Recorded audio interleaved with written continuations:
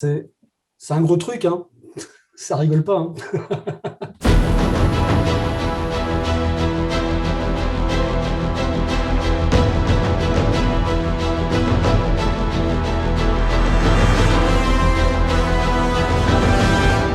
Le bouquin m'a vachement plu, donc c'était assez facile pour le coup. La grosse difficulté, c'était quand même de condenser tout ça, d'en faire une bande dessinée d'une petite soixantaine de pages. On a rapidement pris contact, Alexis et moi, pour discuter un peu du projet.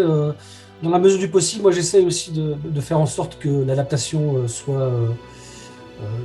reste dans les clous de ce qu'attend l'auteur initial, et a directement été intégré dans le processus de travail. J'ai dû lui poser quand même pas mal de questions parce qu'il y avait pas mal de choses qui restaient assez nébuleuses à la lecture du tome 1. Je ne voulais pas m'immiscer ou le moins possible dans le scénario et dans l'adaptation BD. Moi, la seule chose à la rigueur qui m'intéressait, c'était que, bon, on garde un petit peu la psychologie des personnages, qu'on garde un petit peu l'intrigue, le côté un petit peu, les coups de théâtre, les rebondissements, parce que en tant que lecteur, j'adore ça, donc il y en a régulièrement dans l'Amander. C'était ce côté un peu aventure, échevelé, qui m'intéressait. Après, au niveau des dessins, au niveau même du scénario, je me devais de laisser une liberté aux scénaristes, le plus de liberté possible. Et puis petit à petit, ils m'ont un petit peu, j'ai l'impression qu'ils m'ont un petit peu inséré dans la boucle, quoi.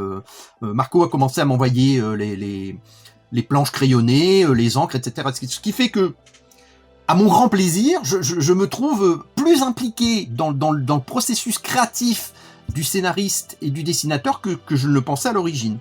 Voir ce qu'on a écrit adapté en BD, c'est super satisfaisant. Déjà, c'est très valorisant, hein, mon ego en a pris un coup, mais bon, j'ai pas attrapé la grosse tête parce que je l'avais déjà avant, donc ça c'était pas un problème.